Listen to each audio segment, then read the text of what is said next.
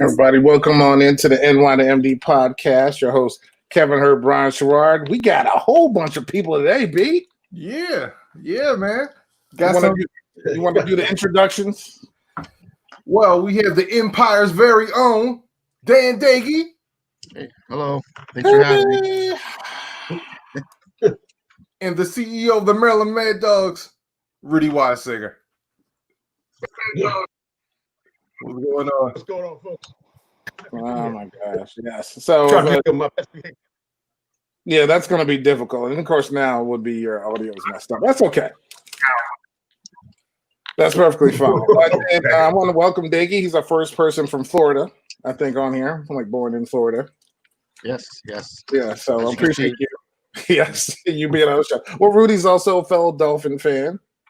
Yeah, man. We're outnumbered this week, Kurt. Who is it? Well, listen, I'm not outnumbered. It's the best tailgate in the history of existence of life. So that is true. I'm fine. Now, Daggy was telling me the bad news about that. You want to elaborate on that, Daggy? Because it kind of broke my heart, but I understand with what we're going through right now. This year they will not be doing tailgating at Miami Dolphin games. Oh yeah. For obvious reasons. Yeah, that makes sense. Hopefully next year. I think everyone's going to have no tailgating. That just makes sense. That's the thing, though. The best part of the game, had to be taken away. Yeah. Oh yeah, that's definitely the best part of that game. No. I was going to say all the fun is going to be on the field. Yeah, well, okay. Just give it 2 years. We had to do a perfect season. Hey, the one thing is, perfect season. Oh, 0-16? Those days are gone. At least 2 is bringing some excitement to Miami. Yeah, I mean, look, but it's going to be all those good quarterbacks you got there. You got Cam, you got Tua, you got Sam Darnold, Daggy's favorite quarterback, and the dude up in Buffalo whose name I always forget. His name? Josh Allen. There you go, Josh Allen. Yep. So yeah, that's perfect. Look at that. Should be interesting. It's gonna be fun. All right, Herb, tell everybody what we're doing today, man. Well, what we're going to start off with, of course, some sports, but we're here to discuss something that I know for me, I still have a lot of fun watching and going to live events when we had live events, of course, and that's wrestling. A lot of us grew up with it. I still watch it. I still love it. I know that's how Dan and I became friends. We just started discussing wrestling one day, started watching pay-per-views, and ever since then, we've been cool. We've been friends since then, even though we kind of disagree, which we'll get into on our style of wrestling. But we'll get into that. But we also have some sports stories, so we'll start out with the sports real quick, and I want to get your guys' thoughts. I know mine. Going on with the team that plays football in Washington, or if you want to call it football, I'm not sure what they usually play. And as all you know, that's a team that I definitely have rooted for. But the name change has come, and now there's a whole nother scandal going on that happened this week that left a lot of people that left the organization. A player personnel person, the guy who does the after game shows, he left. I just want to get. I'll start off with the guest today. Daggy, I'll just start off with you. What are your thoughts about just the whole name thing and just the controversy, not the controversy, but just the horrible news coming out of Washington? Well, I mean, they had to change the name for obvious reasons. I mean, the name's been around forever. I don't know what they're going to change it to. I mean, I heard there's a guy who trademarked 40 names. Yeah, 46. And he left like, here are your 4 choices. It was like what the Americans, the Red Wolves or something stupid. But hey, Red Wolves is not stupid. Yeah, that's my favorite one. I love wolves. But in regards to the sexual harassment thing, I can't believe it's been going on for this long. I mean, since what, 2009, 2002, something like that? Yeah, it's probably just basically started when he took over the team. As most of you know, I've had conversations with you. I'm not a fan of the ownership. That there's no leadership there at all. It hasn't been leadership there for a long time. And I think Brian and I were just talking about this last night when Bruce Allen came out with this whole defiant, the culture here is, it's a good culture, which is hot trash. Oh, no. Straight up burning on the sidewalk trash. But that's how they've been. They just kind of gathered themselves in this little corner and just decided, we're just going to deny stuff. We're not going to see the issues. And that's what they do when they go play on the field. Let's just get everything together and let's just go out there and we're going to do well. But they start losing their fan base. No one started going to games, as you could tell. Because, again, I still remember that one night I was talking to probably you, Dan, and Brian. It was a Monday night game against Pittsburgh. I swear it was like 2 Washington fans in that whole stadium. Yeah, and we were playing at home. Yeah. All I saw were towels. Yeah, it was embarrassing, man. It's a Monday night game. Yeah.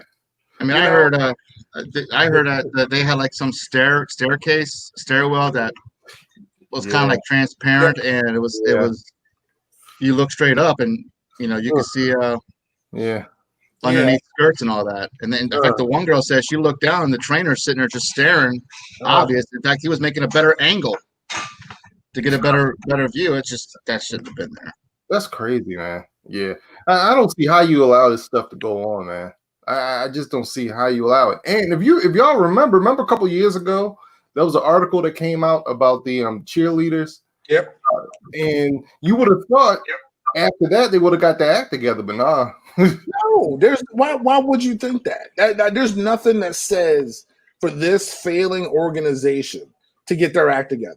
They haven't done it from the coaching to it starts from everything knows it starts from the bottom on the top on down. And he's just been incompetent. He's still in his statement this week, still didn't really take ownership of anything. It was just a garbage blanket statement. Oh, we're gonna make a change now. You knew this was going on.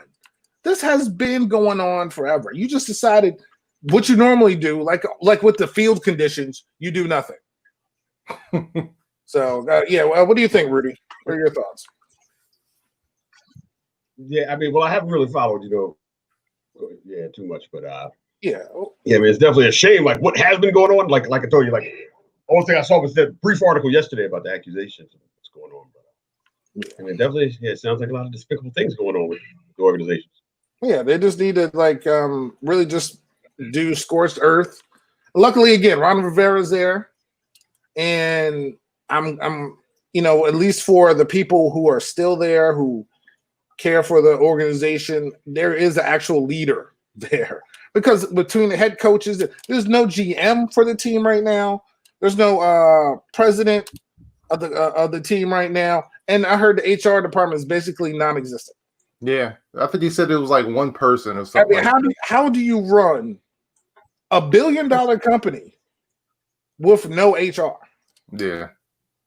I heard it was basically the HR there was so the women wouldn't interact with the players. That's pretty much why they were there. Yeah, because they're not supposed to. Yeah, you know how that is an NFL rule that they can't commingle with each other. Which, okay, whatever.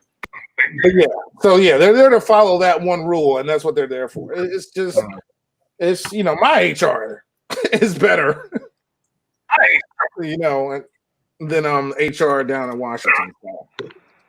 Yeah, I'm just glad Ron Rivera is there.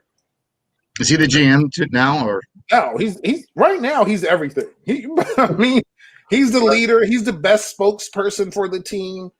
Like you said, his daughter works for the team, so he's like, all this stuff is stopping today. and he's the person who actually he just got there. Literally, dude just got there, stepped into a pile, and he has to deal with it on his own. You think he regrets? You think he regrets taking that job?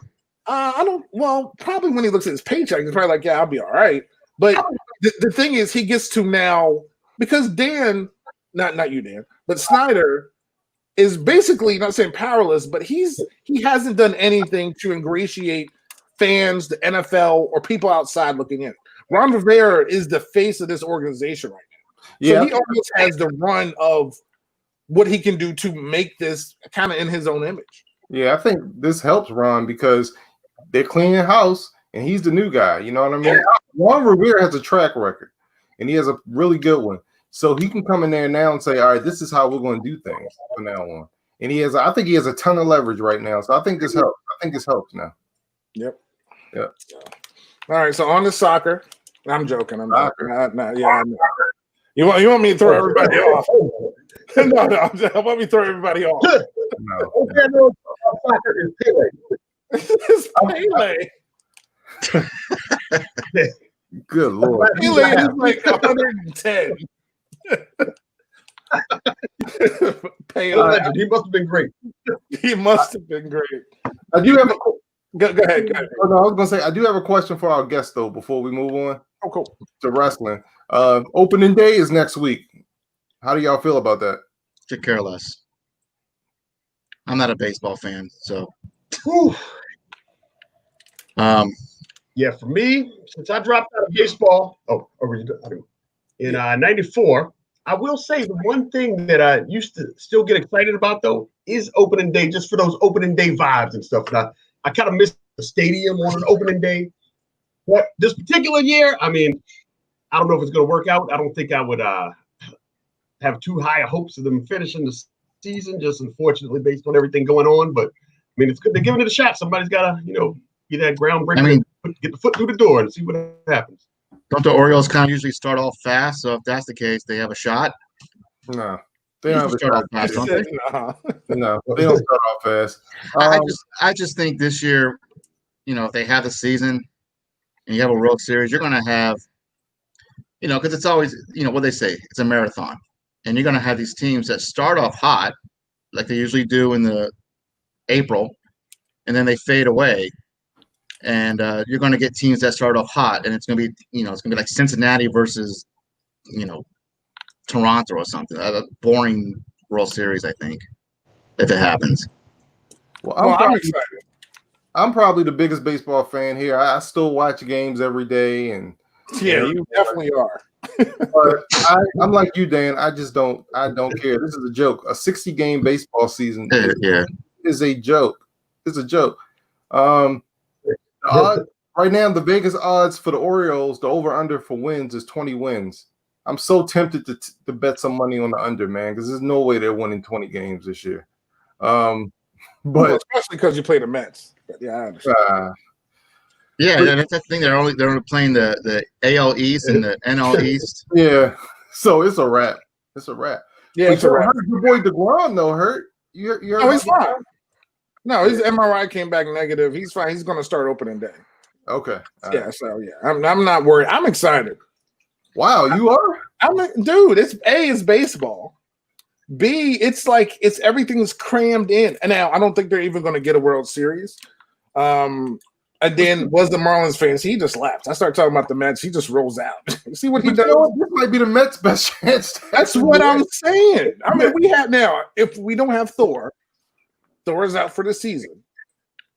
But with all the tools, Cespedes is back. And then we're going to have a DH. We don't have to put him in the outfield. Thank goodness. Have him at DH. We got the panda, the polar bear, out there, rookie of the year. We have, Alonzo. So I'm ready. I'm cool. You and I were sitting here watching the Korean baseball organization. Okay. Yeah. You know what I'm saying? This is real baseball. We scrimmaged the Yankees tonight at Citi Field at 7:00. It's going to be on ESPN. Okay. So I'm going to watch that probably if I remember, which I probably won't. But I'm excited. It's baseball. It's some kind of sports. The NBA starts like next week too. or a little bit after that, a couple days. I don't like. Again, I honestly believe everything's going to start, nothing's going to finish. All right, But well, I'm just excited that it's something. So, okay. Opening day, baby. Let's go. So, all right, let's get into the main reason why we're here, brothers. Wrestling. Now, I know Brian. Oh yeah, is the biggest wrestling fan, but I guess I'm going to start out with you because you probably have a shorter story, Brian. But funny. Go ahead. No, go ahead. What were you going to say? Yeah, I'm going to say what was your first not impressions, but when did you first see wrestling and your first thoughts on it, and then how do you feel about it now? Okay. So it's funny, and I don't think I ever told Rudy this, but I think Rudy might be one of the reasons why I kind of got into wrestling, right? Because we went to elementary school together, and I remember like you and Childs and stuff would be talking about wrestling, and I kind of felt like left out because I didn't really watch it. So I would hear y'all talk about it. I was like, let me try it out, and that's when I kind of got into it. So I think, as a matter of fact, I think the very first wrestling I watched was it Friday night main events? Saturday night. I know. Friday. Oh, yeah, they had Saturday night, and then they started doing Friday night. Yeah. Okay, they did start doing Friday. That's all right. That's what I thought. All right, but it might have been Saturday. Yeah, they did start doing Friday. They call it the main event. But it used to be Saturday night's main event first. Okay, well Saturday, yeah, and then Saturday they did night a couple Fridays main event. Okay, well that's when I really first started watching, and I immediately gravitated to WWE. Love Hulk Hogan. I just like the energy, man. Like, yo, just the energy he brought, man. It was just like amazing, man. Just all the energy he brought. And like I was telling you, I think I gravitated more to the theatrics of it because in my mind I was like, man, this stuff is fake. So I didn't really dare see the F word. Oh gosh, but see, I think that's why I didn't really get into it for a while because I knew it was fake. So I'm like, you know, what's the point? Because you know her, I was all about baseball when I was. That's the only sport I cared about. I was all about baseball. I was like, wrestling's fake. But then when I actually started watching it, I like the theatrics of it. You know what I mean? Like I like the characters. I like the Randy Macho Mans. I like the $1 Million Mans. Ted DiBiase, the $1 Million Man. The Undertaker, Paul Bearer, and Hulk Hogan. But I was strictly WWE. Like I knew nothing about was it NWO and NWA. NWA at the time. Yeah. So I kind of gravitated towards that, man. And I never really like watched any like pay-per-views or anything like that. Like I may have had to watch them with I don't know. I may have had to watch them with you or something, Rudy. I don't know. I can't remember like buying any pay-per-views or anything like that. Yeah, but that's pretty much my story. And as far as I mean, I watched it for a little bit and I slowly, you know, stopped watching it. But the ironic thing is now I have much more of a greater appreciation for wrestling. Just realizing like, okay, yeah, that stuff was fake, but the things these guys do is like it's fake amazing. Stuff. Like the pounding they put on their bodies, and just I love the athletic. I didn't realize when I was young, I didn't realize how athletic they were. I didn't realize these guys were wrestling all the time, putting their bodies on the line. You know what I mean? Like even though the punches may have looked fake sometimes, like no, man, you're actually getting slammed. You're actually, you know what I mean? There's actual contact there, and it's just amazing. And it just seems like now, because I would drop in every now and again just to see wrestling, and they just seem, to me, they just so much more athletic now. Like I see some wild stuff.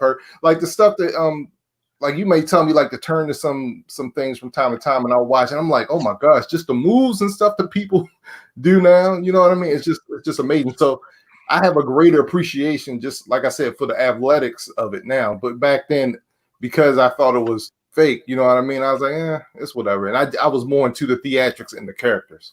Yeah. Go ahead, Diggin. Well, you want to know when I started? Yeah. Then we'll go to Rudy because he has a lot of personal stories. So, yeah. So, you go ahead. Probably 89 is when I probably got into it.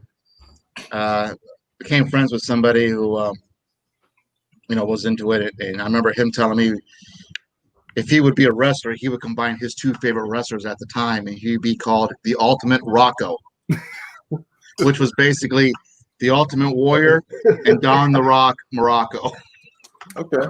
But like Brian, I was in the WWF at the time, and Hulk Hogan, and I remember I knew somebody who was able to get the pay-per-views for free, so he would tape them. And my first pay-per-view that I saw was WrestleMania 6, and I remember I was so upset that Hogan lost. So I didn't understand. As a kid, you don't understand the politics and the scripting and all that. And then my parents hated. I'll never forget the story. My parents hated wrestling, and they kept saying, "Oh, it's fake, it's fake, it's fake." I was like, I know and all this, but they kept saying it's stupid. So they decided to. WWF came to town one time in West Palm Beach, and they bought us tickets for my brother and I to go. And I think the main event was like the Big Boss Man versus Ted DiBiase in a blue steel cage. You know, the blue steel cage you hate, Kevin? Oh, that's the worst steel cage in the history of life. They got us like front row seats, and it was a house show, and they figured they're going to see how fake and stupid it is. When it was over, we were so jacked up saying this was the best thing we've ever done. It backfired because, yeah, you can see right then and there, them pulling their punches and, everything. But like Brian says, the theatrics and it's the atmosphere that, you get drawn into. But I was always a WWF fan from the very beginning. All right, go ahead, Rudy. Yeah, so for me, I think my first recollection really of being drawn to wrestling was probably when I was about 8 years old or so. Like I knew like Hulk Hogan was the champion then. And like back then it was awesome because I could see wrestling like as a kid, like all throughout the week pretty much. Because I know like on Saturdays it would come on from like 12 to 1. Then if I really wanted, sometimes I would watch a little bit of NWA, like later in the evening, they'd be on like TBS or TNT, like 6 o'clock. I'd even dibble and dabble a little bit there, but I didn't really like it. Because to me, like WWF or WWE was my favorite. And the NWA/WCW back then was kind of more like, that was like the black and white version, and WWE is like color. Like the difference between Disney World and a state fair.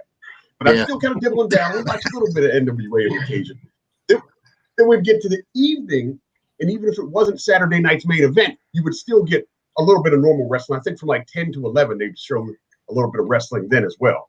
And sometimes it'd be like matches that were already done throughout the week and whatever, but it was still entertaining. Then on Tuesday nights, it would be like prime time with like Gorilla Monsoon and like Bobby the Brain Heenan. And so it was just such a part of my life as a kid.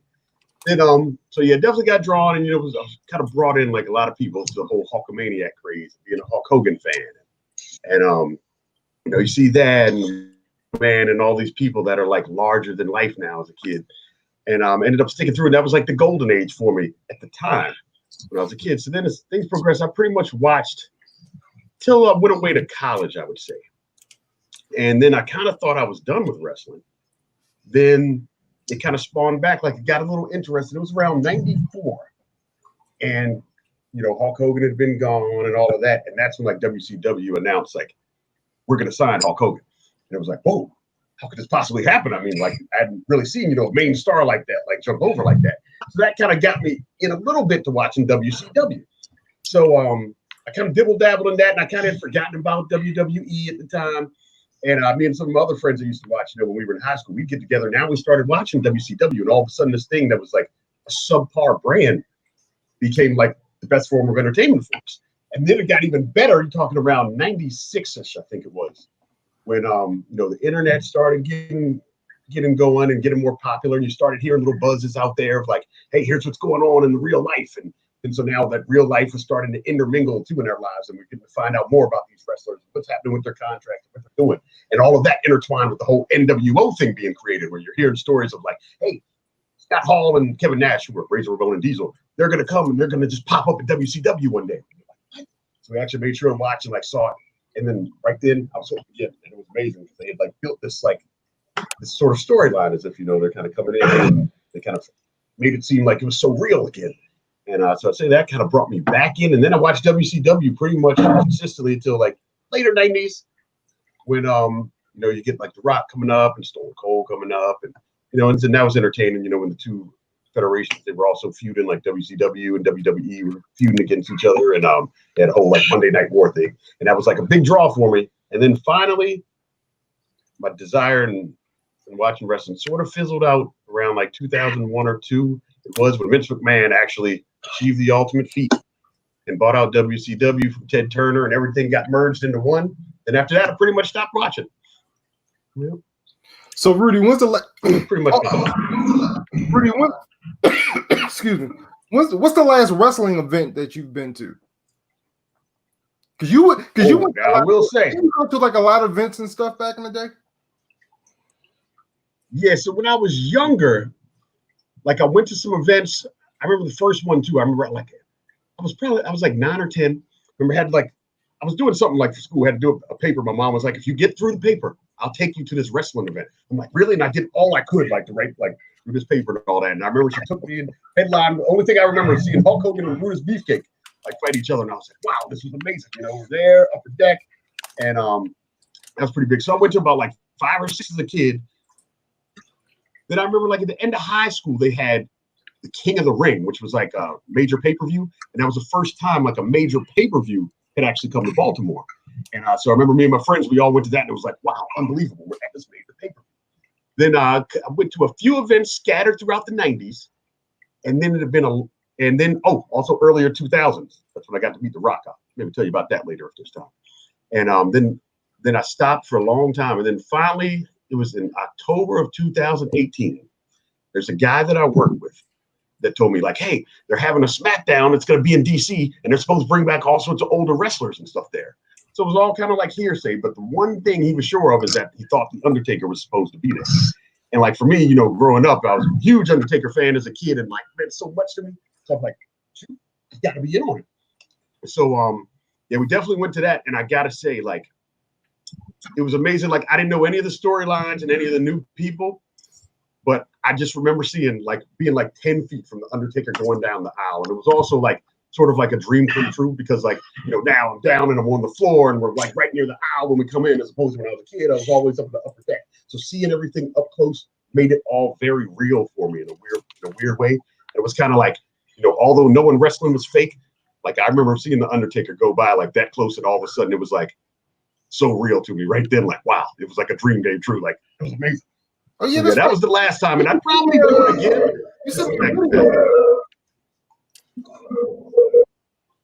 I'll say what? I think you sent me a video of that. Yep. Yeah. Yeah. I have a video. I mean, it was just amazing to be in that close and seeing the fireworks and hearing the music of Undertaker come down. I mean, it was just like utterly amazing. And then also times it was kind of cool seeing things like Vince McMahon and Shane McMahon and them come down. And even some of the newer guys were people I'd kind of like heard of a little bit, and just seeing them do their thing and perform, and kind of, I think one thing that was interesting too was seeing, like being down on the floor, you can kind of hear a little more of like the communication with the wrestlers too, and like the grunts, and kind of get a feel of like them exercising this sort of dance, so to speak, live in front of all these people. And I thought that was cool, appreciated from that sense and from the art form of it. Okay. What about you, Herb? Well, my story, of course, is way better than everybody else's. But look at Dan. I knew I had to get Dan shaking his head already. It's funny. My mom got me into wrestling. Wow. So my mom was a huge wrestling fan, and I was the NWA guy. Give me Ric Flair. Give me the Four Horsemen. Give me Magnum TA. Give me Dusty Rhodes. Give me the Road Warriors, not the Legion of Doom. Damn. Give me Sting. Give me, I mean, the Great Muta. It was, I hated WWE. I could not stand WWE. Oh. The funny thing was, like when Dan told you about WrestleMania 6, he was upset. I was ecstatic. I couldn't stand Hulk Hogan. I was literally, the dude had 5 moves, and it just, Ric Flair had the figure 4. He had the chops. He was the limousine riding, jet flying, wheeling, dealing, kiss stealing. I mean, he didn't take no vitamins. He didn't say no prayers. No, his vitamins were vodka. Yes, his vitamins were vodka, which I'm cool with now. Okay. I'm fine with that. And he, these alligator shoes that he had. He's ahead of his time. Yes. And look, and between the test of time, Ric Flair is basically, he's in all the videos. He's in rap videos. Ric Flair is the man. He's the best. He's the greatest of all time. He's on the Mount Rushmore of wrestling. And it's just, he got me into, and I hated him so much because he was a bad guy, especially when he attacked Sting. But I was a kid growing up that I watched WWE because, again, they would have people go back and forth. So I would follow it, but I wasn't, like I said, that big blue, horrible steel cage they had was just ridiculous. How do you even fit your head through it? Like, how do you even get hurt in that thing? It's easier to climb. Yeah, well, no, like get over a normal cage. Now, I'm sure Mankind would have preferred that kind of a cell over the one that he was on, but I was not. It was just so over. Like WWE was just all about the show. Every now and then they did have good. I was about the wrestling. I was about the show, but I wanted the good matches. I liked the hour-long matches, the Ric Flairs, and the Ricky Steamboats. The Stings. Just. I got a wrestling show. I'm saying the theatrics, the storylines were better for me. And then I got into every other wrestling. ESPN, at least in New York, they had on the AWA. I watched the AWA on the weekdays. That's where I got Kurt Hennig before he was Mr. Perfect. Scott Hall before he became Razor Ramon. The Midnight Rockers that included your favorite guy who I can't stand, Sean Hickenbottom. Michael Hickenbottom. And then I got into WCCW of Kerry Von Erich and just the Von Erichs and the Freebirds. I watched every wrestling that was on TV. Like I could tell you Bronco Luvich, who was a referee down in WCCW. He had the slowest count ever between the matches between the Missing Link and Kamala. I could tell you everything about all those things. And then I guess there was a period where it hurt for me. The NWO thing was cool, but I think for me, it started changing around the time when, The Rock and Stone Cold came about. They made WWE way more exciting than what it was. And because The Rock was such a big character. Stone Cold was such a big character, and they started building stars. They had, Triple H came about. It was just all the factions. Of course, the Undertaker was still there. All those things, and they were battling the NWO on the other channel. That was when you were flipping back and forth, seeing what was going on both shows. That was exciting. But then, good time. Yeah, but once Turner sold WCW, that went downhill. And then once he bought it, man, I became bitter. I think, and Dan probably knows, because they took every former WCW wrestler that they wanted, to put them into WWE, and just had them job out every week. Like, they would lose every week. Suddenly, Diamond Dallas Page became a stalker. Yeah, that's right. Yeah. He started stalking somebody's wife. This other dude became the Widowmaker. This guy, what'd you say? Talking about Barry Windham? Yeah, the Widowmaker. Yeah, and some guy became a plumber. Dusty Rhodes got polka dots. It's just, it blew my. I hate Sapphire. Yes, exactly. Wonderful Sapphire. Right here, getting fucking like a monkey. I mean, come on. This big yellow polka dots on. But the thing is, Dusty was so good at being Dusty, he could make anything work. But no one saw him when Kevin Sullivan put the golden spike in his eye and blinded him. No one saw when the Four Horsemen jumped him in the parking lot, attacked him with a baseball bat, broke his leg, and put him out for 2 months. Like that. That's how the NWA was. They didn't have that stuff in WWE. What did I get? Ultimate Warrior throwing up because Papa Shango put a spell on him. Seriously.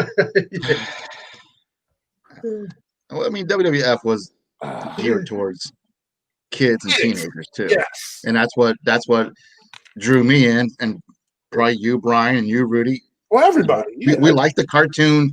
I mean, I watched the cartoon. Did you guys watch the cartoon? I mean, Albano was in that cartoon. Junkyard Dog. Yeah. It attracted. I think. Yeah, Rodney Piper was in there. I wonder if your mother never got you involved with wrestling. You did it on your own. Would you be more WWF than NWA? Because we were kids when we got into it. And you were a child when you got to, but your mother, she was into it, so she showed you what she, kind of a more of adult. Well, I moved when I moved back to New York. That's WWE Central, and my first show was at the Westchester County Center, and it was Macho Man. It was his brother, Lanny Poffo, and but actually Lanny Poffo. We did Lanny Poffo. The poet laureate. He became, and I actually got Macho Man's autograph from many moons ago. But I liked him because Macho Man had good matches. Yeah, and plus he didn't like Hogan. So anybody that didn't like Hogan, I liked, because I couldn't stand the fact that everybody loved the guy who did 5 things every time he got in the ring. Like, it's just literally, how could someone follow a guy that clothesline, punch, boot, leg drop? Like, seriously. You liked him better as a bad guy. When he became bad, I love the guy. Hollywood Hogan, is that what? I love Hollywood Hogan, man. Yeah, Hollywood Hogan. Even though he had the same moves. But he was those moves for the NWO, and nobody knew who it was gonna be. And it was like it's like you changed. And Kevin Nash, and they were like a tag team bout, and Hogan came, and they thought he was gonna save the day, and he came and like dropped a leg drop on somebody. I can't remember who it was. And then like the fans were in shock. Oh, okay, it was Macho Man. And then like I remember they like threw trash all in the ring. It was like covered with people's trash because people were so disgusting. Dude, I was shocked. As being a wrestling fan, you can see sometimes when people are going to turn, so to speak, or turn heel, as they call it, and you can kind of sense there's some. No one saw that coming. No one. I had no idea. So when I was sitting there, my jaw dropped. I was like, "What am I of the goody two shoes of all the goody two shoes is aligning himself with these other dudes?" And then the weeks after that, this dude comes in with a spray painted black beard, comes out to freaking what's his name? Jimi Hendrix. Jimi freaking Hendrix. Yeah. Way better than I'm a Real American. I mean, seriously. Or Eye of the Tiger, or whatever he used to come out with. No, Jimi Hendrix, dude. Awesome, like, dude, Hollywood Hogan was my guy. It was, like you said, it's the same moves, but he cheated now. He raked your eyes. Some low blows. How long did that whole Hollywood Hogan era last? It lasted for a little bit, because when they bought it over, he came back into WWE as kind of Hollywood Hogan too for a little bit. Okay. About 5 years. Yeah. Oh, it was that long? Wow. Yeah. 96 is when he turned. Damn. Started. And then 2000, actually 6 years. 2002 is when he came to the WWE. Yeah, and even when he had a matchup for Rock, he was Hollywood Hogan, but the fans kind of, because he was supposed to be the bad guy, the Rock's supposed to be the baby face.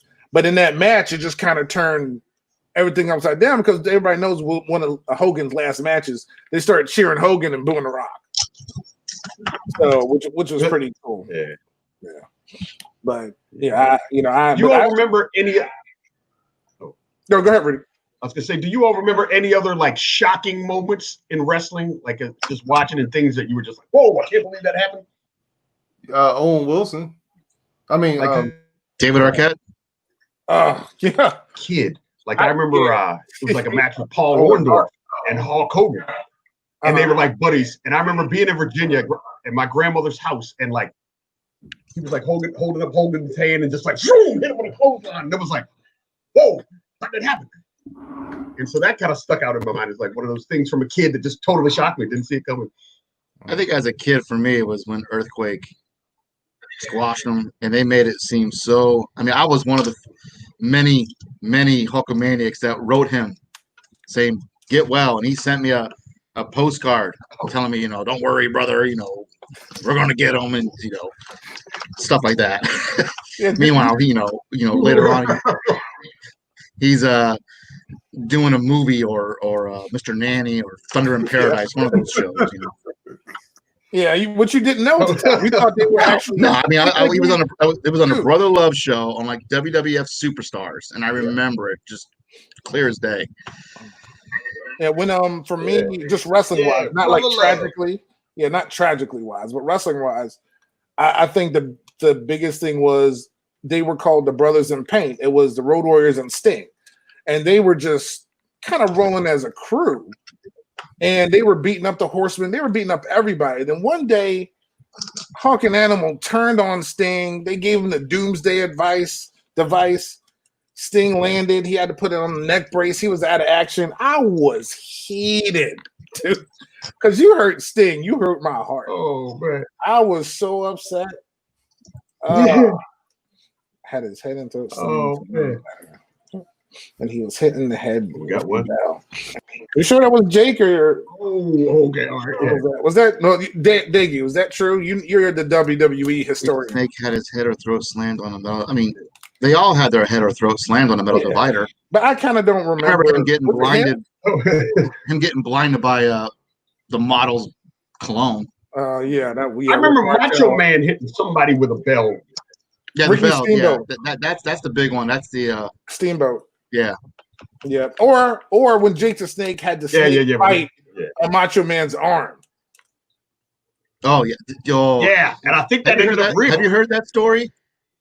Brian Rudy. I think I told you, Kevin. Yeah, you know what?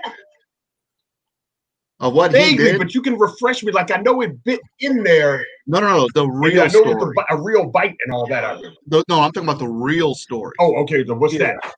The real story was they were like, they were in the locker room, preparing for the match, and Macho Man was known to be very detailed. I mean, very, very. I mean, he was doing every single move. This is what we're going to do for the match. So I was listening to a podcast with Jake Roberts, and he was telling the story that they were in the room telling what they're going to do, and the whole thing was they were going to have Macho Man tied up in the ropes, and Jake was going to have his snake bite him. So Macho Man was, in his voice and all that. Oh, you got to do it. Is that thing fixed? And Jake looks at him and goes, what? Is it fixed? He goes, what do you mean? He's like no venom? He's like, yeah, there's no venom, in the snakes. I think he carried it was a cobra. And he said, no, he's devenomized. And he goes, I don't know. I think people want to get onto the Macho Man and try to hurt him. So I think what you should do is you let the snake bite you. He looked at him, he's like, what? So he had the snake bite him for whatever, for real, like on his leg. And Macho Man is like just watching, okay, wait. No medicine, no nothing. Just let him bite you. So he finally let go of the snake. And he goes, you satisfied? All right, I guess it's okay. So they go to the ring and do their thing. Macho Man's tied up. And Jake Roberts was saying, the snake's supposed to bite him on the arm or whatever. So he said he turned around where Macho Man couldn't see him. And he had the snake in his hand and he was painting it. Tapping his head, basically making the snake angry. So, because he was ticked off that, hey, I had the snake bite me because you don't believe me that he was devenomized. So he's the snake. So after he's tapping his snake's head, this snake is like on fire. And when he turns around, snake bites the arm. Snake would not let go. They were like, and everyone was coming out saying, "Yeah, let go of the snake. Have him let go." He's like, I can't. I'm trying to get him off. He won't let go because he's ticked off. They had to like pry his jaws open. It's just hilarious. The backstage antics on that. That's awesome. One is Damien. Was that his name? Well, I think Damien was the anaconda. Damien was the boa. Yeah, Damien was the first one. Yeah, Lucifer was the. I didn't know Jake was into satanic. Yeah. Well, he is Jake the Snake. I mean, his dad's a little, the Cobra. Yeah, the Cobra was I think Lucifer. Oh, okay. Yeah, but it was a different snake. Like every so often, it wasn't the same snake. It's just That's crazy though. Wow. Yeah. Jake and his snake stories, like it got loose in a hotel room. Crazy. Like he had to take it everywhere. Like he's flying on planes. He's got to take but he's got to hide it. So he's trying to hide it in bags, and that's before all the stuff we go through now. And just like stuff I had to go through wall. No, that could not happen today. No. So it's so and being a fan now and listening to all those stories of stuff that happened back then is even better because it gives you more context into what things were, how things really were. Because there's still times when, and I know Dan listens to lots of podcasts as well, when people would actually try to hurt someone for turning on somebody. Like fans were really trying to get in the ring and go after people for beating up their favorite wrestler. Like people would take it personal, and it's like, man, you got to just think, how good are you if you have these people riled up to the point where they want to slash your tires. And I mean, Slaughter. Look at Slaughter. Yeah. Oh, yeah. When Slaughter had death threats. Yeah, when he went from Sergeant Slaughter, he had actual death threats. Yeah, being was it Iraqi sympathizer? Oh, wow. Yeah. Yeah. I mean, and we all know that wasn't. That's right. He's Sergeant Slaughter. He had a GI Joe. I mean, how do you turn against America? Oh yeah, death threats is one thing, but when people want to physically come after you, that was yeah. But go ahead. So I was just going to say, so what are you all's favorite matches? Favorite wrestlers and favorite matches? All right. Now I know for favorite matches off the top, for me it's that Hell in a Cell match with Mankind versus The Undertaker, where it was utterly amazing, and to see the abuse that Mick Foley put himself through for the fans' entertainment is just utterly incredible. I mean, like being thrown off the top of the cage, there was like 25 extra feet in the air, on down to the computer monitors. He's got a tooth coming out of his nose, he's broken ribs, and then to still go back up and then get thrown through the cage on the tacks. I mean, it was just utterly amazing. Rudy, was that the one Beyond the Mat? It's funny, I think we're just. Yeah. Oh no, that's the one with The Rock, right? Oh yeah, Beyond the Mat. Okay. Yeah, that is the I Quit match, which I would say was a great match though. And when The Rock that I Quit match with the chair, like crazy. No, dude, that I Quit he match. Hit him. He hit him with that chair so many times. The Rock. He actually went crazy on those chairs. So much appreciation now, knowing that he did that for our entertainment. Yeah. And and Beyond the Mat, if you all have ever seen that, you'll see there's this big gash backstage at Mick Foley's head. Yeah. He's there with this gash and getting it sewed up, and his kids are coming in the room and they're all shooken up, it's okay, Daddy's okay. He just had a little boo-boo. And they're stitching up this huge gash. It's this thick in his head. It's like his wife is just an extra mouth back there. I can't believe you're doing this. Yeah, it was ridiculous. So I would add the I Quit match. That's probably one of the great matches too. Oh, okay. And then another great match, which I will say to this day, I would still watch on occasion, is when Hulk Hogan and Andre fought each other at WrestleMania 3 for the main event, because it was so iconic at the time. And I remember being a kid, and my friend Childs, he actually walks in the Baltimore Sun, and who you mentioned earlier, B. His dad took us to watch when you could go watch wrestling events closed circuit. Essentially, you'd go to Festival Hall or whatever, which is down near the convention center, and it'd just be a huge screen there and all these people in metal chairs and stuff. And watching that moment when Hogan actually body slammed Andre the Giant, was you know, amazing. And it's cool in now that to hear him match, talk about it too, where Hogan still says that he didn't know if it was going to actually happen. Then Yeah, he didn't know if Andre was going to let him do it. And but exactly, Andre, I put him over and did it. Yeah, so I liked enough that he let him do it. So I'd say those stick out to me. You know, another one that sticks out to me.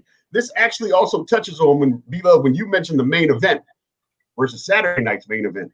I think one of the first actual main events that they did on Friday was one, and I think it was Hogan versus Andre. And it was when Ted DiBiase was kind of like involved, sort of as Andre's manager. But Hogan pinned, and at the count of two, like Hogan got his shoulder up, but the referee still counted to 3. Then come to find out, it was like Earl Hebner or Dave Hebner, whichever one. And I think Dave Hebner was the referee. Then they had another Hebner run out. The real Dave Hebner ran out, and it was like, oh, and they set it up to make it look like the $1 Million Man played for plastic surgery to get a duplicate of Dave Hebner, the referee, to do this crooked thing. And I thought that was amazing. Yeah, I remember that. You remember that? Yeah. All right, what about you, Dan? What's your favorite match, and who's your favorite wrestlers and everything? I mean, I agree with the Hell in a Cell. You know, that fall from the top of the cage, that was planned, but when he fell through the top of the cage onto the mat, that was not planned. He was supposed to land right on the cage. And then Taker had a broken foot in that match, I heard. Yeah, broken ankle. Yeah. Broken ankle, yeah. I mean, that one, Shawn Michaels can put on some tremendous matches. And Kevin, I know you don't like the man, but you do have to admit he puts on some classic matches. And the first ladder match always with Bret Hart. No, with Razor Ramon, the first ladder match that just stole the show. But I was always, I mean, for some reason, like my favorite event was always the Royal Rumble. Because it looked like it was just ultimate chaos. You have like 10 people sometimes in a ring, and it was just crazy. As favorite wrestler, I mean, growing up as a kid, it was Hogan. As an adult, it became Stone Cold and The Rock.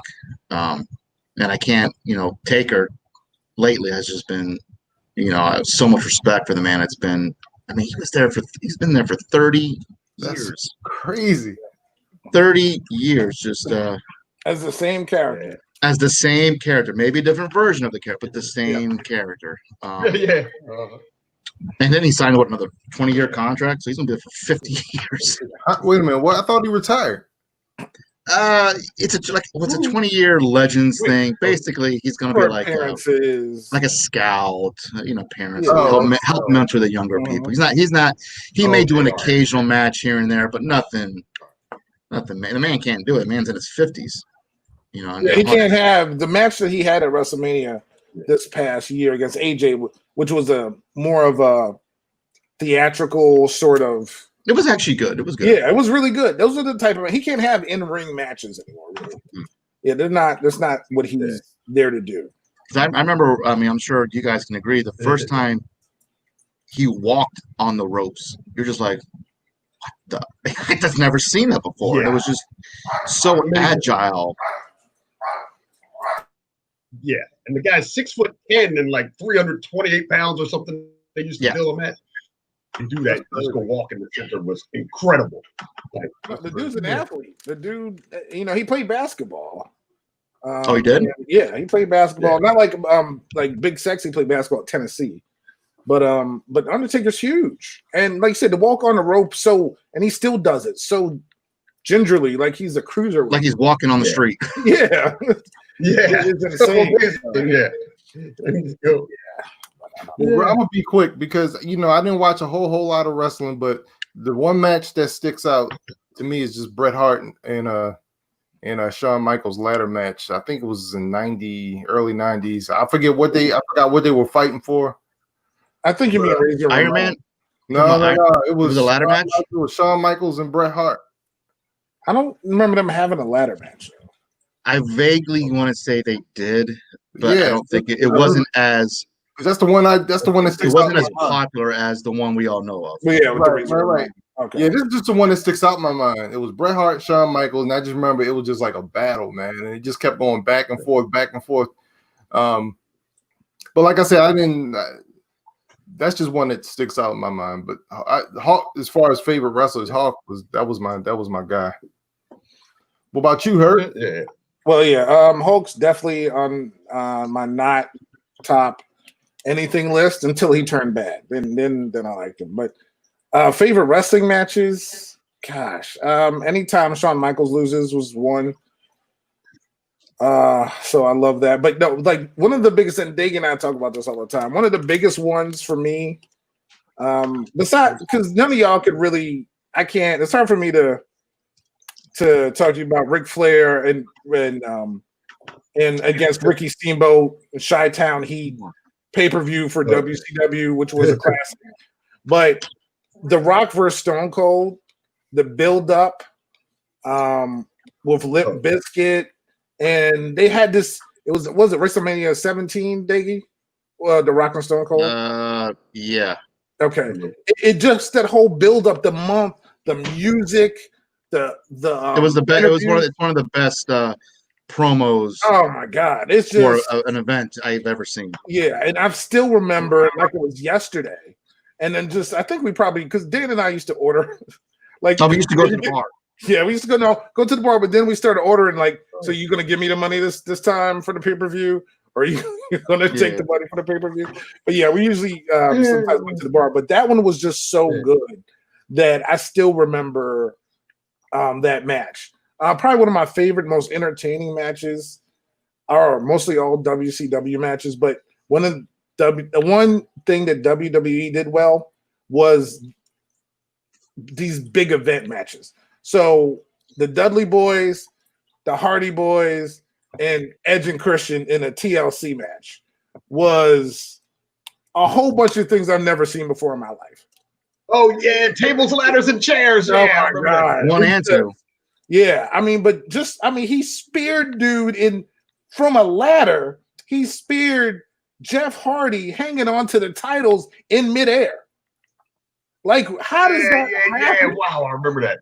Like, there's so many things that could go wrong. Yeah. You could hit him at the wrong angle. You could twist him. He could break his neck. There's so many things, and he speared him perfectly.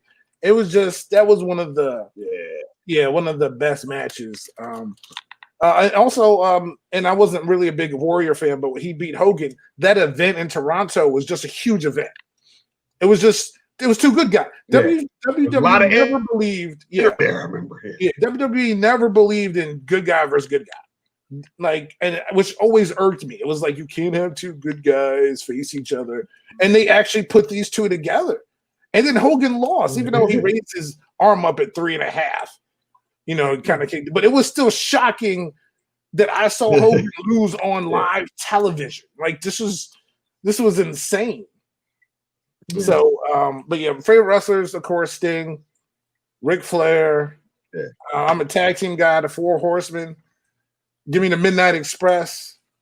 Give me the Fantastics. Give me the Rock and Roll Express. Yeah, give me Harlem Heat. Oh, man. Even the modern day, but I'm still a modern day guy. I love watching the women. I know the women matches back then weren't as popular as they are now, but the women put on great shows, and they've had Hell in a Cell matches. What's crazy? I was gonna say, what's crazy is with the women matches back in the day. Remember when we were kids and like Fabulous Moolah was like still like wrestling, but she was her age, if I remember correctly. Yeah, she was like 100. It's amazing that she was up there taking that beating. Yeah, she was not a spring chicken. Yeah, bro. But even remember when Devon and Bubba Ray put Mae Young to the table? Yeah. What was Mae Young, like 80? Yeah. But the thing is, they're so athletic and so able to, she was so protected.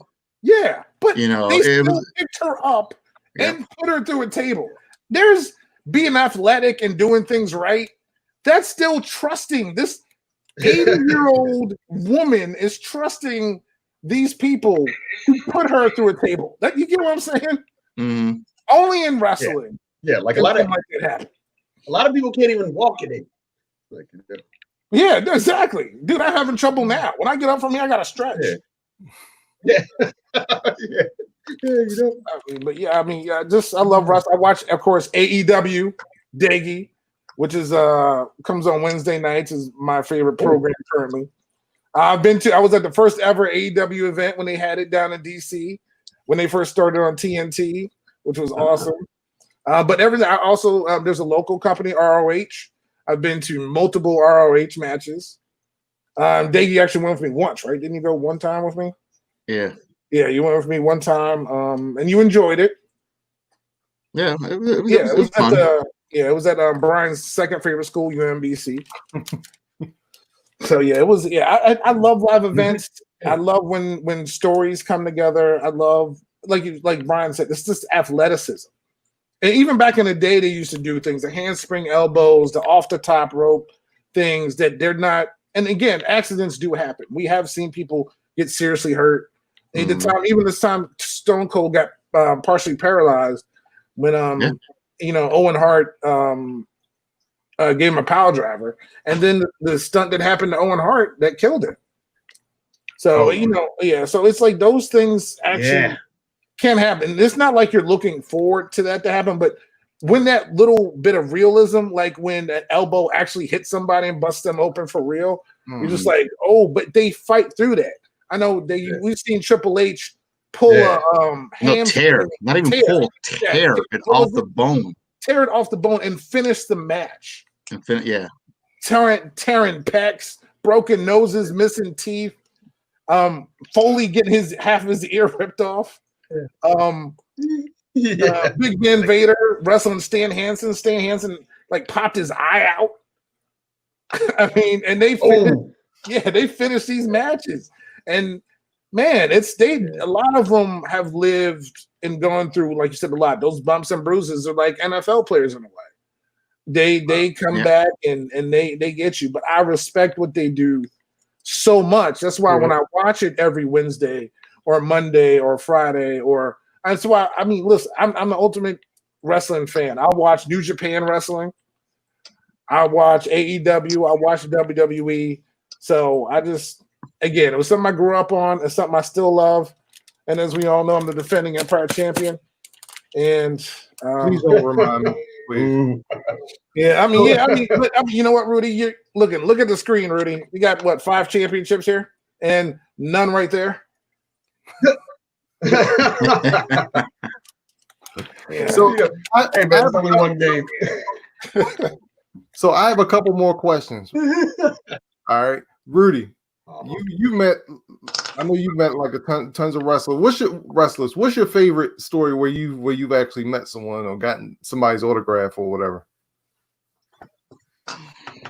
Ooh, all right, wait, let me sort here. If I'm going with the favorite, all right, I'm probably gonna go with my man Bret Hart, just because I think it shows like a lot of the class of person that I feel like he is, to tell you the truth, and probably even one of the better wrestlers. You know, like some of these guys, I mean, might have some questionable past.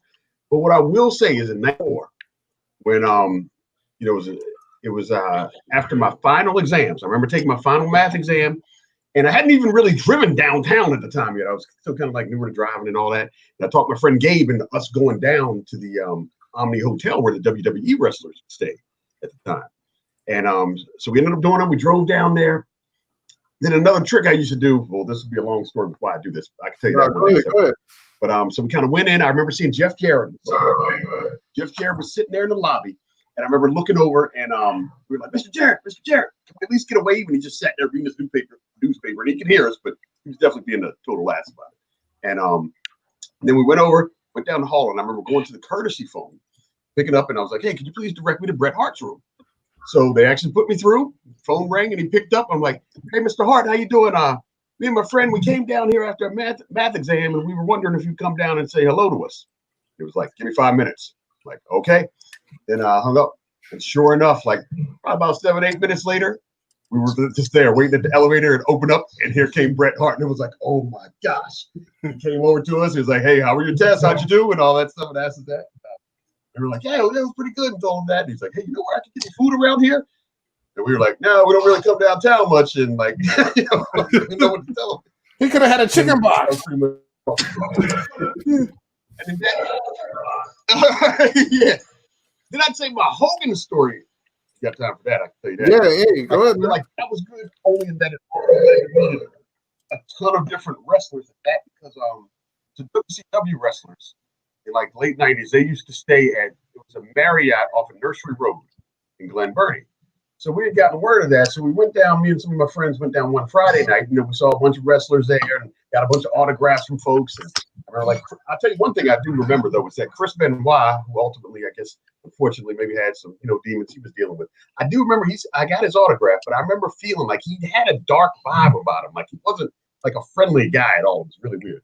I remember him and Dean Malenko sitting together at the bar and seeing like Ric Flair come into the bar, like, woo! And he wouldn't sign autographs or anything. And you know, seeing Mr. Perfect. I remember Rick Rude like brushing by me and all that stuff. And so the first night we just kind of like hung out with the wrestlers and didn't get to see Hulk Hogan, which was the main reason we were kind of there. And so came back again the next night. And we're there, same deal with the wrestlers, you know, Arn Anderson and all the pictures. Then I remember eventually we were standing outside of the hotel and like a limo came up and it kind of just went to the side of the hotel. And I went like dashing through the hotel, like ran to the back of the hotel, made a left near the ballrooms and just out the door and getting out of the limousine were Hulk Hogan, Macho Man, and Brutus Beefcake. And I ran over there. I had a 1987 magazine, with Andre on the cover. And had a Macho Man magazine with me as well. And I ran over there and like, Mr. Valia, signing this? And he looks over and he's like, and so him, Macho Man, and Beefcake, they were talking about like what they were gonna do for the night. And then like in the distance, you could see like a mob of kids around the corner. Mind you, this was like at night, like probably like 10 o'clock at night or so. And you see a mob of kids around the corner that are now kind of getting on to what's going on.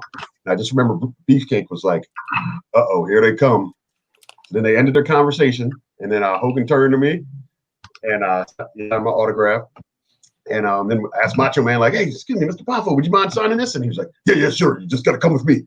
So then he started like walking me to the like hotel. It was like the back like kitchen entrance or something. And I'm just like walking with him. And I was like, wait, excuse me, did you say you signed this? Because I didn't know what I was about to get into here. He's like, oh, yeah, here. I was like, you got to hold my beer, though. So, like.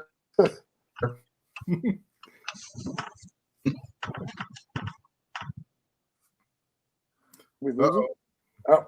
Rudy, you're muted. Yo, unmute yourself, Rudy. Rudy, you're muted. He's just going on. Rudy. I bet you this is the best part of the story. Oh my God. He's still going. Look at him.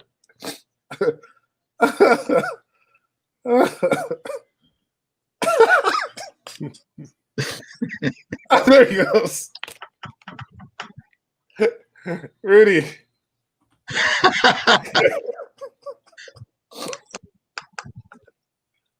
Oh, what did you do? Hold on, wait. Nope, I can't do it. Can't unmute your guest. Yeah, we can't unmute you. Oh my God. Can you hear me now? Yes. Yeah. That was a great story, by the way. So yeah, what were you saying? So I mean, what were you saying those last couple seconds? You hear me? Yeah. 2 minutes. Yeah. Rudy, we can hear you. Rudy. And sound is gone. Okay. All right, Rudy, I'm gonna take you out the live stream. I'm gonna bring you. Rudy, God. Can you hear? This is awesome. I love it. So I'm gonna. Oh, what you gonna do, brother? Beer, hold my beer. Hold my beer while I sign your autograph. All right, check this. Yeah. There you go. Somehow it muted on there, because I couldn't even touch it. Rudy, sign out of your computer. Yeah, now I'm about to close that one. Thank you. All right, there we go. That's weird that it started working there again, but I couldn't hear sound or anything for a while, so I was like, let me just dial in on this. Oh, okay. Shoot, where did the story cut off?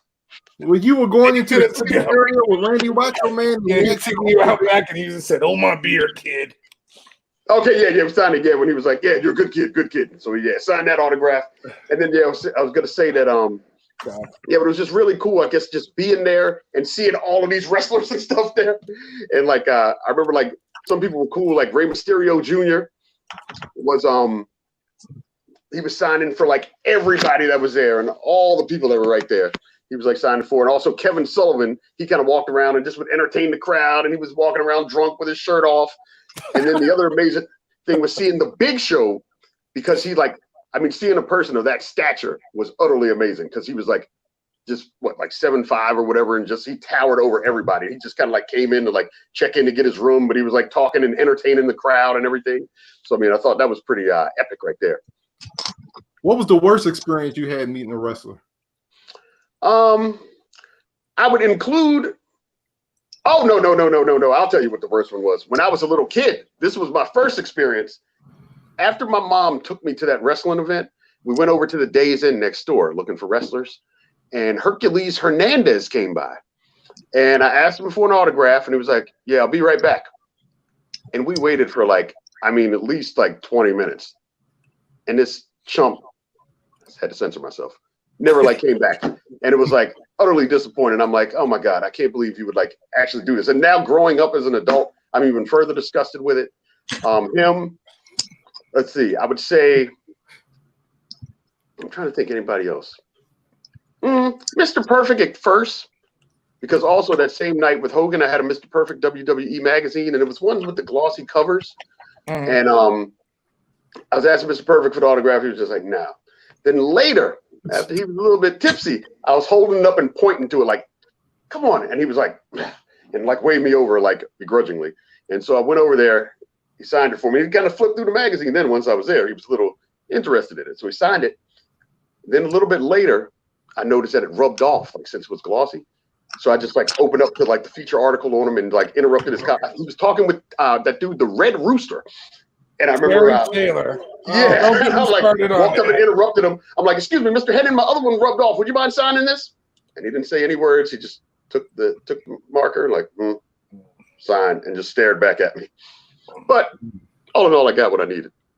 Okay. And then there were other cool ones, I met The Rock, when they were in town for SmackDown, and I actually interrupted him for dinner and just was like, "Hey, Dwayne, just wanted to welcome you to Baltimore." And he put down the silverware and "Well, thank you very much, brother," and reached over and shook my hand.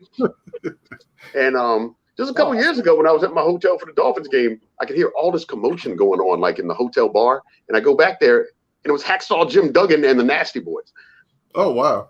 Yeah, I've had a couple random wrestler encounters too, which is weird, because there was that encounter with random wrestlers.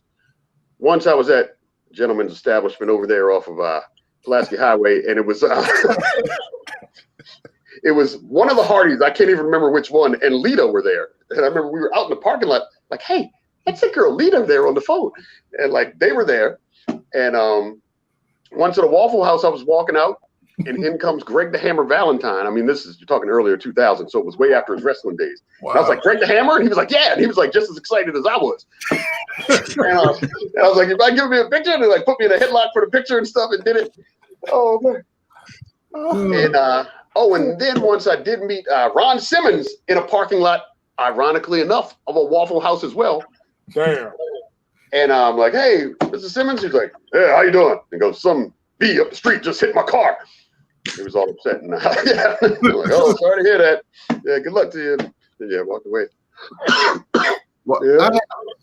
I had one last question for everybody, since you all are big time wrestling fans, or at some point really were. And Hurt, you kind of made me think about this. Who would y'all put on y'all Mount Rushmore of wrestling?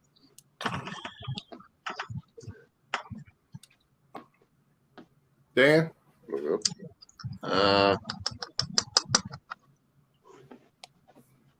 Flair. Red Rooster. Man.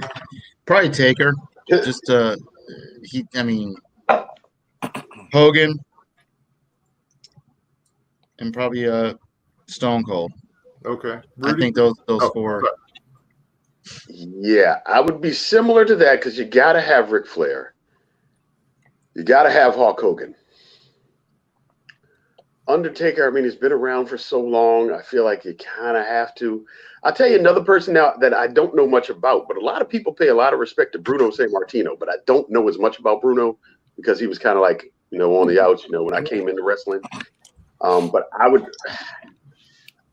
Stone Cold's a good one. I would maybe say The Rock too, just because The Rock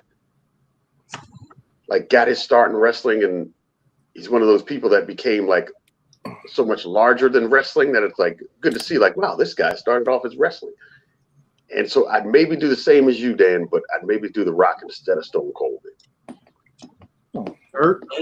Yeah, I mean, it's all going to be. Wear a mask if I go to see it. Ric Flair, of course, got to be. He's the greatest of all time. Of course, not being a Hulk Hogan fan, but what he did for the business, the guy sold seats. He sold seats. Everybody wanted to go see him. He was huge. He had his own movies, figures, cartoons. He made wrestling popular with the mainstream. Yeah. I mean, the dude, MTV, he was everywhere. So definitely have to have Hulk Hogan on there. I got to have Stone Cold. Stone Cold, even though The Rock, I love The Rock. Stone Cold was the kind of glue of that generation. Yeah. That he had. The Rock had some iconic stuff. Stone Cold came in with the beer truck and was spraying people, and you just can't. You can't beat Stone Cold. Just Stone Cold 316. That was just huge. It was huge. So he's on there. And last, I gotta put the Undertaker. The Undertaker, who I saw in WCW, Mean Mark Callis, come in there, part of the Skyscrapers, to turn into this character who has lasted this long and who has never done anything but be the Undertaker and be believable. Where, like you said, Rudy, you see this guy, you're like, it's the freaking Undertaker. You see Ric Flair, Hulk Hogan, everybody, Stone Cold. I mean, Stone Cold is still. I think the Undertaker still has this reverence about him. That he's the freaking Undertaker still. His mystique. It's a mystique. It's still there. Even if I I don't get awed by people. I don't meet people. I don't care. But him just seeing him walk down the street and be like, holy, the freaking Undertaker. If I saw a player, I'd be like, hey, let's do some shots, Rick. Let's go to the bar. Drinks on me. And the fact that he didn't break kayfabe for 30 years. Yeah, even outside of wrestling. Yep. He still played that character, and up until recently, he finally broke kayfabe, where he's himself. Yeah, well, explain that to people who may not know what kayfabe is. His character is the Undertaker, so he's the one you're acting like that character in real life when you're at the airport, when you interact with fans, you're keeping that character to make the realism of wrestling. He was never Mark Calloway. He was the Undertaker when you met him. Yeah, he was Undertaker. And now everyone, hey, Rudy's saying, hey, Dwayne. You would never say, hey, Dwayne. You would say, oh my God, The Rock. How you doing, Rocky? You rocking my idea. But, no, freaking Rudy's coming up to people in their government names. Yeah, I know the real name, boy. Like a Mr. Paul Levesque. Yeah, when I hit Hogan, Mr. Malia. Like what? Mr. Richard Fleer. You coming up with government names? Mr. Hickenbottom. Yes, exactly. But, yeah. Oh, speaking of which, I got one more encounter that I wasn't too thrilled with, and that was Sean Hickenbottom with Shawn Michaels. But that was at Timonium Fairgrounds, though, when him and Diesel were signing autographs. And Diesel was very friendly. I remember squeezing my hand and standing up like, come on, dig in there, dig in there. But Shawn Michaels, he just seemed kind of like, yeah, he's a jerk. Yeah, he's a real jerk. Never liked the guy. Mm-hmm. He had his issues. Yep. He still has his issues. He's still a jerk. I don't like him. He screwed Bret Hart. And Sonny. Oh no, that's Bret Hart. Never mind. Yeah, and Sonny. So all right, we got anything else, B? No, man, that's it, man. Listen, I could talk about wrestling all day, but we all have to go. One more. Favorite finishing moves. Oh. You know, used to be. I mean, I don't know. Everybody here has. I know Brian has younger siblings, and I didn't. I just had friends. Did y'all used to like? Not saying backyard wrestle, but like wrestle with like your friends or just. Yeah. I put my brother in a Cobra Clutch a lot.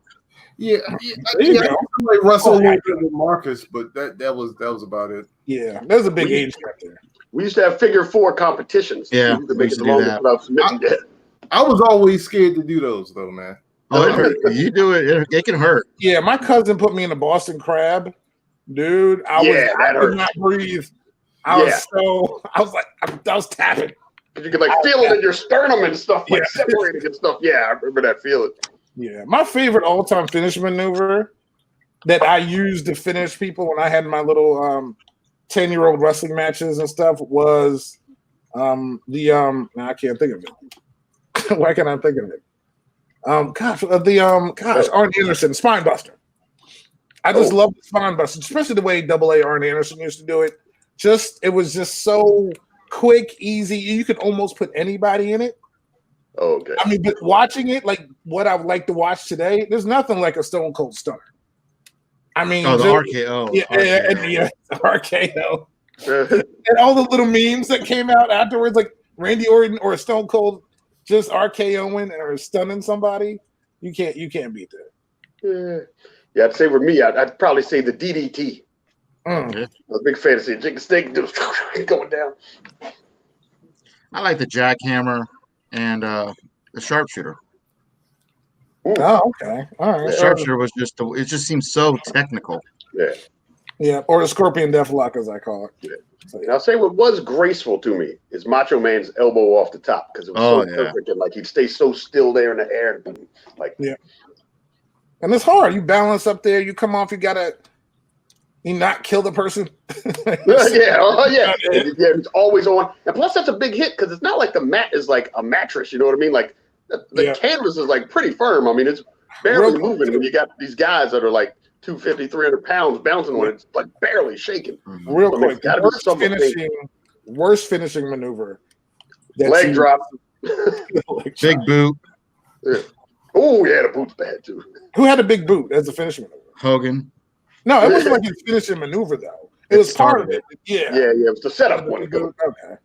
Yeah, the shake, rattle, and roll.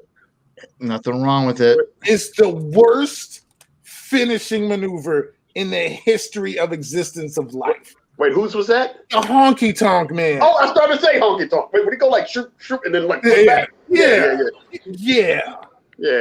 So stupid. God, I hated that. Like, who was that beating? That's not a choke slam or elbow. You know, like I said, a DDT, a clothesline from hell. Something. This dude does shake, rattle, and roll. What about the Warrior Gorilla Press and then slam? Yeah, that's horrible. Oh, yeah, that is bad, yeah. All he did was run in the ring and, like, again, he had 3 moves. Yeah. clothesline, punch, press. You know, he had great finishing maneuvers. Yeah. But all right, thank you guys for joining us today. I mean, we definitely went usually over our allotted time, but it was a wonderful show. Thank you everybody for tuning in. Of course, you can find us here live on YouTube. Please subscribe to us, NYMD Podcast, and give us a like. We're also on Facebook, on IG, and the Twitter of NYMD Podcast, which we actually had some wonderful comments on there this week from people, and not so wonderful comments directed towards me on there, which is awesome. I love that. And also, you can find us, besides here being live, we're also on Spotify, we're on Apple, we're on iTunes, everywhere that you find podcasts, iHeartRadio, you will find NYMD Podcast. So thank you, everybody. And hey, everybody have a safe week, and we'll see you next week. Peace out, y'all. Hey, cool. Thanks. Thanks for joining us. Hey, thanks for having us.